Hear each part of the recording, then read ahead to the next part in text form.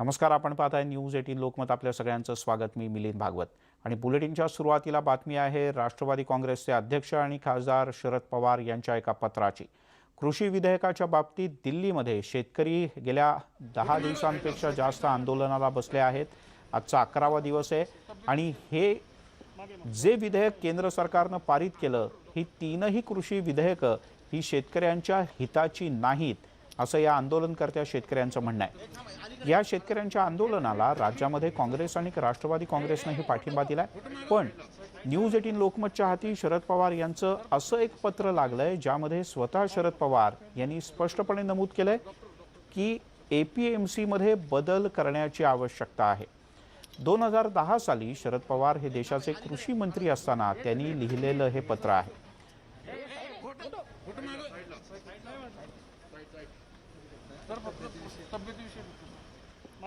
या पत्रामध्ये काय नमूद करण्यात आलंय आपण पाहूयात. शरद पवार यांनी हे जे पत्र लिहिलं त्यात कृषी क्षेत्रात सुधारणा होण्यासाठी ग्रामीण भागात आर्थिक विकास, रोजगार उपलब्ध होणं गरजेचं आहे. त्यासाठी चांगली बाजारपेठ उपलब्ध होणं ही सुद्धा गरजेचं आहे. खाजगी क्षेत्रांनी कृषी क्षेत्रात सहभाग वाढवण्याची आवश्यकता आहे. त्यासाठी सध्या अस्तित्वात असलेल्या बाजार समिती कायद्यामध्ये सुधारणा करावी जेणेकरून खाजगी क्षेत्रामध्ये कृषी क्षेत्राचा सहभाग वाढेल आणि शेतकरी ग्राहक पर्यायी बाजारपेठ उपलब्ध होऊ शकेल. तर सध्याच्या APMC पद्धतीमध्ये बदल करण्याची गरज आहे. खाजगी क्षेत्रातील सहभागामुळे उत्पादक, विक्रेते आणि ग्राहक यांना स्पर्धात्मक आणि गुणवत्तापूर्ण अशा प्रकारच्या गोष्टी उपलब्ध होऊ शकतील आणि स्पर्धेत त्यांना गुणवत्ता सुद्धा टिकवता येईल.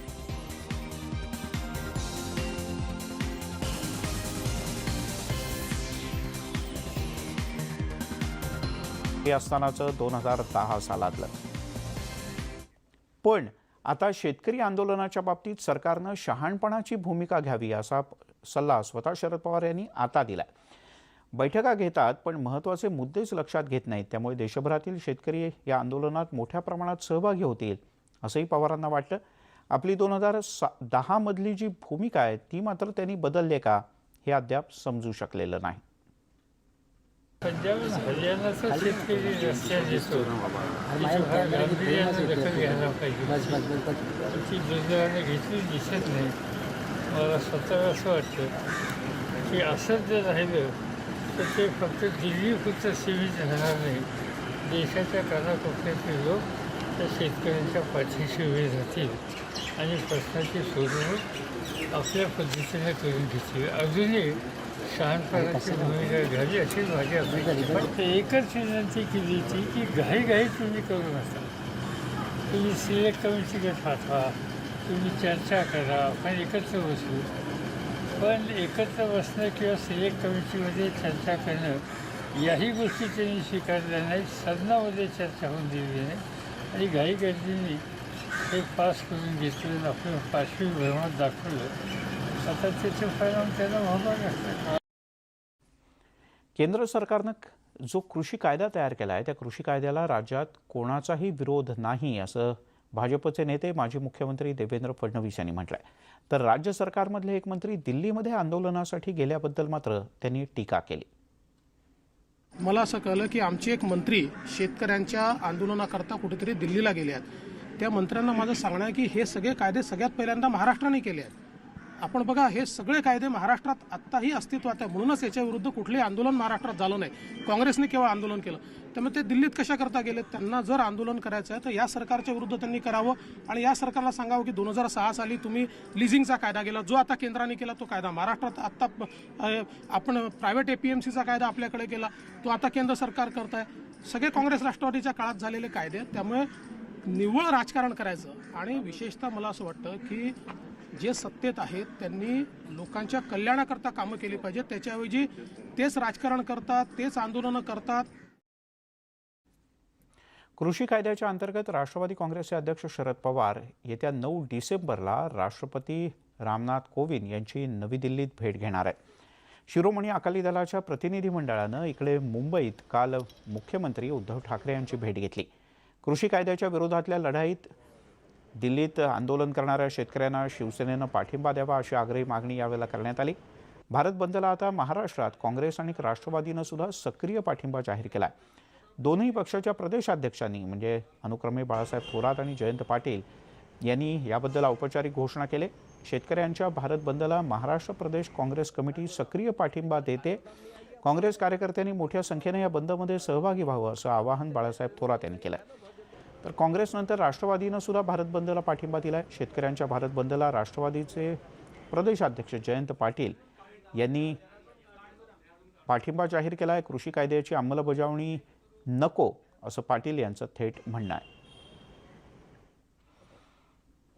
इकडे दिल्लीमध्ये कृषी कायद्याच्या विरोधात जोरदार आंदोलन सुरूच आहे आणि त्याचे पडसाद आता राज्याच्या राजकारणात सुद्धा उमटायला लागलेत. राज्यातील शेतकरी कामगार पक्षाचे आमदार जयंत पाटील यांनी 8 डिसेंबरला पुकारण्यात आलेल्या भारत बंदमध्ये अधिकाधिक लोकांनी सहभागी व्हावं असं आवाहन केलं आहे.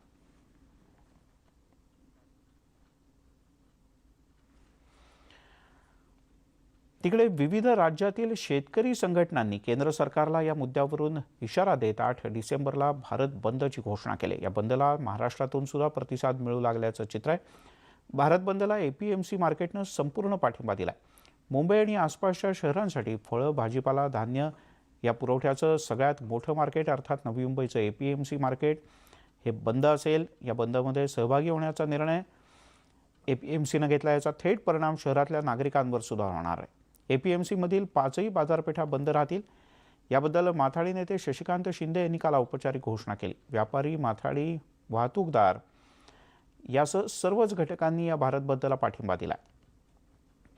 त्यामुळे एक दिवस का होईना पण भाजीपाला, फळं, कांदा, बटाटा, अन्नधान्य, मसाला ही सगळी मार्केट बंद राहतील.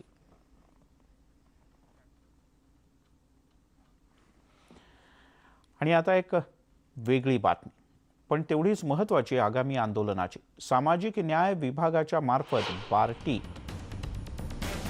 ही संस्था राज्य सरकार चालवतं आणि या संस्थेच्या माध्यमातून राज्यातल्या मागासवर्गीय विद्यार्थ्यांना मोठ्या प्रमाणात अर्थसहाय्य होत असतं शिक्षणाकरता. या बार्टीला दरवर्षी 250 कोटी रुपयांचा निधी मंजूर केला जातो, पण यावेळेला आत्तापर्यंत एकही हप्ता या 250 कोटीतला देण्यात आलेला नाही. त्यामुळे MPSC आणि अन्य स्पर्धा परीक्षा देणारे जे विद्यार्थी आहेत ज्यांना बार्टीच्या माध्यमातून अर्थसहाय्य होत असतं किंवा त्यांना विविध प्रकारचं सहकार्य मिळत असतं किंवा PhD करणाऱ्या विद्यार्थ्यांना फेलोशिप मिळत असते, या कुठल्याही विद्यार्थ्यांना कोणत्याही प्रकारचं अर्थसहाय्य मिळू शकलेलं नाही आणि यामुळे विद्यार्थ्यांचं मोठं नुकसान होतं आहे. अनेक विद्यार्थ्यांची मोठी कुचंबणा झाली आहे. आज औरंगाबाद आणि नागपूर विभागात या संदर्भात मोठं आंदोलन करण्याचा इशारा देण्यात आला आहे. हा निधीच मिळाला नसल्यानं शिक्षणात खंड पडू शकतो अशी भीती आहे. अनेक मुलं ही खेडेगावातून शहरात आलेली असतात आणि शहरात राहून शिक्षण घेत असतात. अशाही विद्यार्थ्यांना बार्टीमधून जे अनुदान मिळतं उच्च शिक्षण घेण्यासाठी त्याची मोठी मदत होत असते.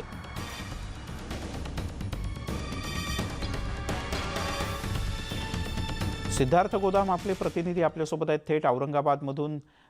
बार्टीचं केंद्र हे औरंगाबादमध्ये आहे. सिद्धार्थ, या विद्यार्थ्यांची काय अडचण आहे? आता गेल्या वर्षातही पूर्ण अनुदान मिळालेलं नव्हतं खरं तर, याही वर्षात तर अजून काहीच मिळालेलं नाही. काय नेमकी अडचण होते या विद्यार्थ्यांची? मिलिंद, सर्वप्रथम बार्टी काय काम करते हे अनेकांना माहीत नाही. मात्र बार्टीचं काम अत्यंत महत्त्वाचं आहे. कारण स्पर्धात्मक परीक्षा चे संघर्ष करणाऱ्या विद्यार्थ्यांना बार्टी हे आर्थिक सहाय्य करतं. त्यामुळे शहरामध्ये राहून विद्यार्थ्यांना खाण्यापिण्या राहण्याची सोय होते. दुसरी महत्त्वाची मदत बार्टीची अशी असते की PhD किंवा संशोधन करणारे विद्यार्थी जे असतात त्यांना फेलोशिप देतात. त्यामुळे विद्यार्थी शहरात राहून रिसर्च करू शकतात, संशोधन करू शकतात आणि ते आपल्या शिक्षणामध्ये पुढे जाऊ शकतात. मात्र बार्टीला पैसाच मिळाला नसल्यामुळं अनेक अडचणी निर्माण झालेल्या आहेत. प्रशिक्षण केंद्र इथं चालवणारे भीमराव हत्ती आंबेर आहेत, त्यांच्याकडून नेमकं समजून घेऊया. सर, नेमकी अडचण काय? महाविकास आघाडी शासन आल्यानंतर राज्याचे उपमुख्यमंत्री अजितदादा पवार आणि सामाजिक न्यायमंत्री धनंजय मुंडे यांनी बार्टीचा निधी वाढवून 100 कोटीवरून 250 कोटी रुपये केलेले आहे. पण कोविड-19मुळे शासनाकडून बार्टीला आतापर्यंत निधी प्राप्त झालेला नाही. राज्याचे प्रधान सचिव श्याम तागडे आणि बार्टीचे महासंचालक धम्मज्योती गजबिये हे निधीसाठी सातत्याने प्रयत्न करत आहेत. पण शासनाकडून बार्टीला निधी न मिळाल्यामुळं तो विद्यार्थ्यापर्यंत पोहोचला नाही, त्याच्यामुळे विद्यार्थ्याच्या अडचणी होत आहेत. अडचणी झालेल्या आहेत. विद्यार्थी माझ्यासोबत आहेत. नेमकी काय अडचण आहे? कारण हा निधी भेटला नाही म्हणजे तुम्हाला शहरात राहून स्टडी करणं फार अवघड म्हणजे गेल्या 5 महिन्यापासून आम्हाला विद्यावेतन मिळालेलं नाहीये आणि आयोग पण वेळोवेळी तारीख चेंज करत असल्यामुळे एक्झामची काही फिक्स नाहीये, म्हणून आम्ही गावाला पण जाऊ शकत नाहीये. त्याच्यामुळे आम्ही औरंगाबाद शहरात राहूनच अभ्यास करत आहोत. त्यामुळे आम्हाला आर्थिक प्रश्नांना तोंड द्यावे लागतंय. आमचं मानसिक खच्चीकरण होतंय, अभ्यासाचं पण मन लागत नाही, नैराश्य येतंय. त्याच्यामुळे सरकारने लवकरात लवकर काहीतरी कारवाई केली पाहिजे त्याच्यावर. काय नेमका अडचण आहे? नेमकी अडचण म्हणजे आम्ही इथे रूम करून राहतो, त्यामुळे आमचं भाडं पण थकलेलं आहे. मेसचा पण खर्च आहे तो ते पण होत नाहीये.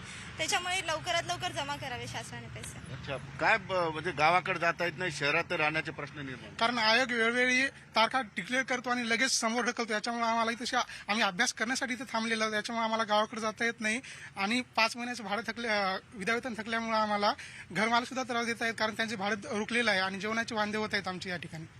काय घरून तर पैसा येत नाही आणि इथं भारती पण पैसा देत नाही, मग कसं जुगाड चालू? सध्या आमचं सर्व भाडं आणि मेसचं थकीत बिल आहेत, ते सातत्यानं आमच्याकडे मागणी करत आहेत की पैसे लवकरात लवकर द्या, नाहीतर रूम सोडा किंवा हे करा. आम्ही त्यांना सांगत आहे, डेट सांगत आहे, पण आम्हाला जे भारतीकडून डेट मिळत आहे की या तारखेला तुम्हाला विद्यावेतन पडणार, इतक्या दिवसात पडणार, पण ते पडत नाही. म्हणून आमचं जरासं मानसिक खच्चीकरण होऊ लागलं आणि रूम मालक पण आम्हाला त्रास देत आहेत की बा लवकरात लवकर द्या. त्याच्यामुळे आमचा अभ्यासात पण मन नाही लागत आहे आणि इथं येऊन इतक्या दूर अकोल्यासारख्या शहरातून इथं येऊन आम्ही औरंगाबादमध्ये येऊन अभ्यास करत आहोत आणि घरची परिस्थिती एवढी चांगली नसल्यामुळे आम्हाला इथं पैसे पण घरून मिळत नाहीत. त्याच्यामुळे आम्ही इथं अभ्यास कसा करावा याच्यासाठी आम्ही हतबल झालेलो आहोत. काय तुम्ही काय म्हणाल की घरून पैशाची मदत होत नाही, मग इथं कसं तुम्ही राहता? कारण भारतीचे पैसे तर भेटले नाही. सर, घरून मदत होत नाही, पण मग आम्ही घर मालकांना तारीख देतो की ह्या वेळेस देऊ त्या वेळेस देऊ, पण ते तरी ऐकत नाहीत. आम्ही बार्टीला 3 वेळा निवेदन देऊन देखील त्यांनी याबद्दल काहीच दखल घेतली नाही. तर यामुळे आमच्या अनेक आर्थिक अडचणीला सामोरे जावं लागत आहे आम्हाला. त्यामुळे आमचे मानसिक खच्चीकरण होत आहे व अभ्यासामध्ये लक्ष न लागल्यामुळे देखील पुढच्या परीक्षेबद्दल काय होईल याचे देखील टेन्शन येते आम्हाला. काय आज आंदोलन आहे तुमचं? नेमकं म्हणणं काय आंदोलन? सर, आम्हाला अशी विनंती करायची की आमचं लवकरात लवकर स्टायपंड जमा करावं की आम्हाला फक्त अभ्यासावर लक्ष केंद्रित करता येईल. आमचं 5 महिन्यापासूनचं विद्यावेतन थकीत आहे, तरी सरकारला अशी विनंती आहे की त्यांनी लवकरात लवकर विद्यावेतन जमा करावे. सर, तुम्हाला माहित असेल की घरून तर पैसा येत नाही, कारण लॉकडाऊनमुळे शेतीचे प्रॉब्लेम झाले, सगळ्या गोष्टी. मग हे पोरं ऍडजस्ट कशी करतात, इथं कशी राहतात? तुम्ही प्रशिक्षण सेंटर चालवता, तुम्हाला जास्त माहिती पोरांची.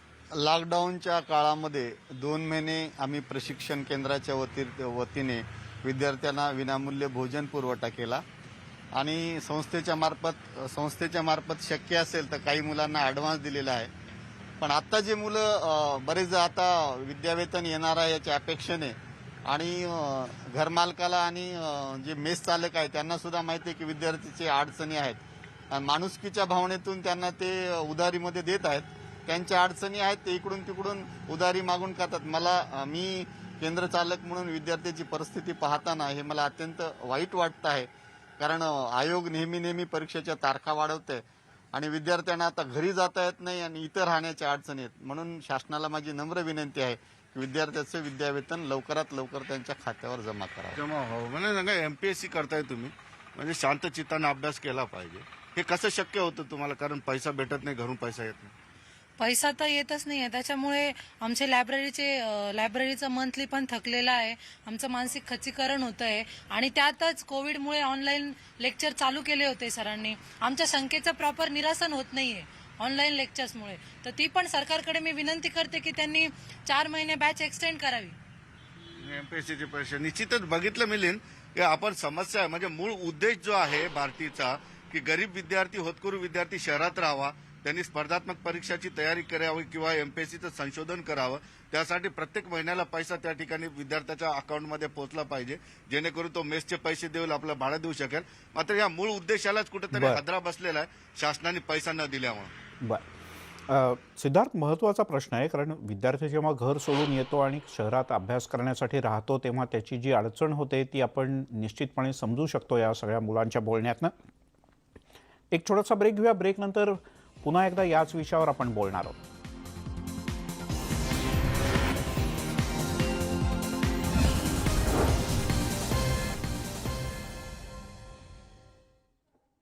आपण पाहताय न्यूज 18 लोकमत.